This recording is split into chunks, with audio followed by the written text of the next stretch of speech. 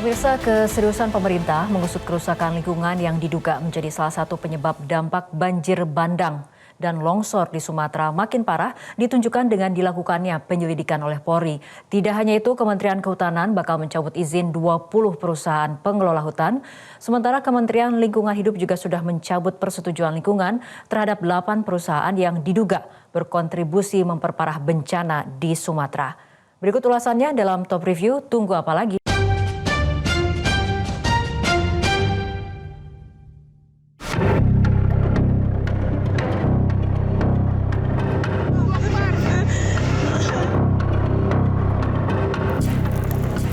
Ini adalah pesisir pantai Desa Bawozawa di Kabupaten Nias Selatan, Sumatera Utara. Pantai ini mendadak menjadi perhatian publik usai ribuan kubik kayu berupa gelondongan ataupun serpihan menutup seluruh garis pantai sejak Minggu 30 November 2025. Ribuan kubik kayu ini diduga merupakan material sisa banjir dan longsor yang melanda Aceh, Sumatera Barat, dan Sumatera Utara, kemudian terbawa arus hingga ke perairan Kepulauan Nias. Temuan ribuan kubik kayu yang terbawa arus banjir bandang memang menjadi sorotan banyak pihak, termasuk Komisi 4 DPR RI. Dalam rapat kerja bersama Menteri Kehutanan Raja Juli Antoni, DPR mendesak agar Menteri Kehutanan bertanggung jawab atas banjir bandang dan longsor yang terjadi di Aceh, Sumatera Barat, serta Sumatera Utara. Bencana dahsyat itu diketahui menelan ratusan korban jiwa.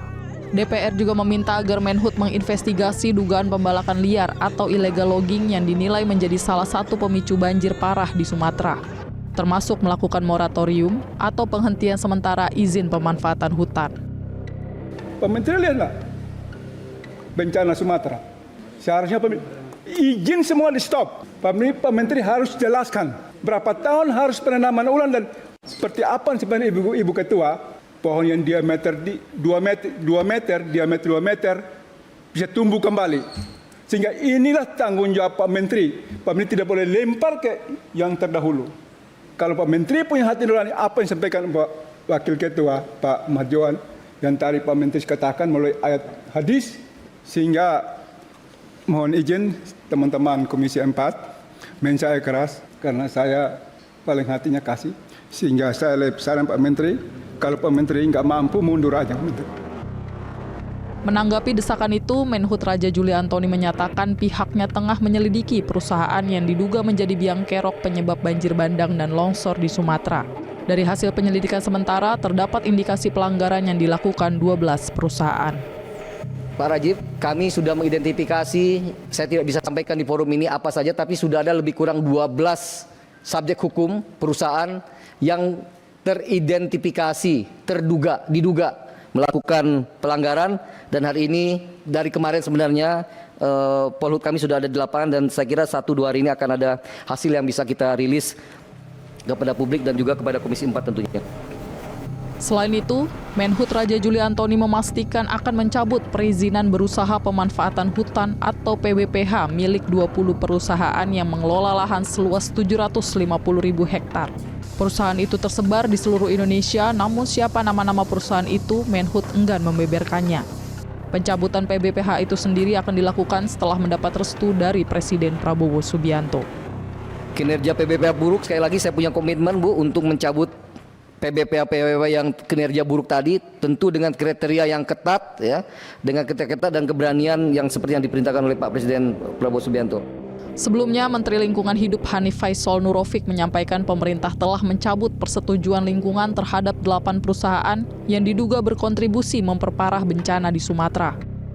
Hanif menjelaskan bahwa hasil penelusuran awal menemukan 8 entitas di kawasan Batang Toru, Sumatera Utara. 7 diantaranya telah beroperasi dan 1 lainnya belum aktif. Dari sisi korporasi tentu kami mulai hari ini akan menarik kembali semua persetujuan lingkungan dari dokumen lingkungan yang ada di daerah-daerah bencana. Kemudian selanjutnya kami juga minggu depan sudah mulai memanggil entitas-entitas yang kami indikasikan berdasarkan kajian sementara dari Citra Satelit berkontribusi memperparah dari bencana banjir ini. Jadi kami akan telah melakukan surat panggilan. Jadi hari Senin kami harap mereka datang untuk menjelaskan sesuatunya. Kalau berikutnya besok kami atas izin teman-teman Komisi 12, di Komisi 12 akan langsung melakukan tinjauan lapangan dan mengambil langkah-langkah yang diperlukan. Dugaan memperparah bencana ini. Jadi terkait liar dan tidak liar kami tidak melihat itu. Silakan izinnya ada, tetapi kalau menimbulkan kerusakan lingkungan itu urusan Menteri Lingkungan Hidup. Ya. Ini akan terus berkembang. Saat ini baru terdata 7 dari 8. 8-nya sebenarnya belum aktif tapi kami akan dalami lagi. Jadi ini yang di Batang Taruh ya. Tetapi tentu kita harus adil.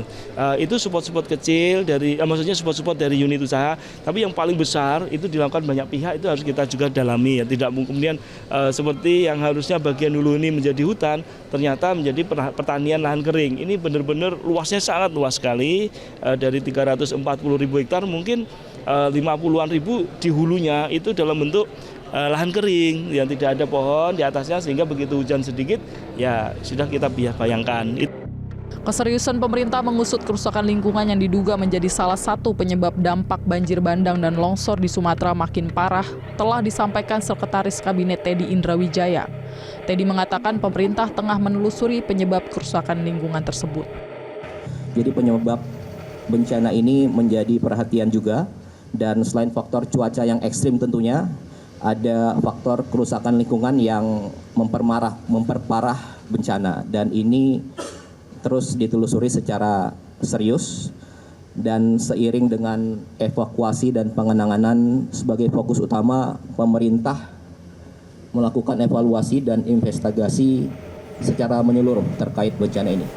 Presiden Prabowo Subianto sendiri disebut telah mengantongi biang kerok penyebab banjir bandang dan longsor di Sumatera. Hal itu disampaikan Ketua MPR RI Ahmad Muzani setelah menggelar pertemuan dengan Presiden di Istana Kepresidenan pada Selasa 2 Desember lalu. Tapi Presiden sudah mendapatkan info Pak, penyebab banjir ini tuh apakah emang karena pembalakan liar atau karena apa? Sudah. Karena apa Pak? Sudah. Karena pembalakan liar berarti memang Pak banjirnya itu Pak? Sudah dapat masukan yang komprehensif. Lalu adakah langkah hukum untuk menyeret perusahaan-perusahaan yang diduga berkontribusi memperparah dampak banjir di Sumatera? Kapolri Jenderal Listio Sigit Prabowo menegaskan pihaknya akan menurunkan tim gabungan untuk melakukan penyelidikan. Tentunya kami menyambut baik dan akan melakukan kerjasama dengan Menteri Kehutanan dan tim untuk membentuk Satgas Gabungan untuk melakukan penyelidikan terkait dengan temuan-temuan kayu yang diduga juga ini berdampak terhadap kerusakan dan terjadinya beberapa jembatan, beberapa rumah, dan juga korban jiwa yang muncul karena adanya temuan-temuan kayu yang diduga ada kaitannya dengan pelanggaran. Oleh karena itu kita akan melakukan pendalaman terlebih dahulu bersama-sama dengan tim. Beberapa hari ini kita sudah turunkan personel dan kita nanti akan gabung dengan tim dari Kementerian Kehutanan dan bila perlu dengan satgas lain yang bisa bergabung termasuk PKS, sehingga kerja tim bisa lebih cepat dan segera bisa kita infokan. Greenpeace Indonesia berharap penyelidikan yang dilakukan Polri bersama Kementerian Kehutanan serta instansi terkait lainnya dapat dipastikan harus ditindaklanjuti sampai ada putusan pengadilan. Sebab selama ini kasus kejahatan lingkungan selalu mentok di kepolisian atau di pengadilan. Kalau mau dilihat apa yang kemudian dilakukan oleh pemerintah hari ini untuk melakukan investigasi, tapi kita harus pastikan bagaimana hasil dari investigasi itu ditindaklanjuti. Karena kekhawatiran kami sebenarnya lagi-lagi dari dulu banyak sekali investigasi-investigasi atau kemudian kasus-kasus lingkungan itu mentok di dalam penegakan hukum. Terutama juga misalnya banyak yang mentok di kepolisian, banyak yang mentok di pengadilan. Karena perspektif penegakan hukum termasuk pengadilan kita itu belum memiliki perspektif soal kasus-kasus lingkungan hidup, kasus-kasus kejahatan lingkungan hidup. Nah, sehingga banyak sekali kejahatan-kejahatan ini terus dibiarkan.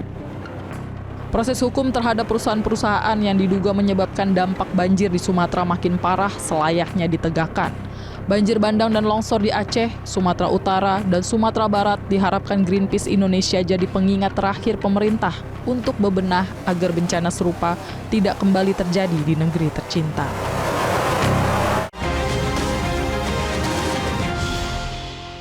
Jelajahi cara baru mendapatkan informasi. Download Metro TV Extend sekarang.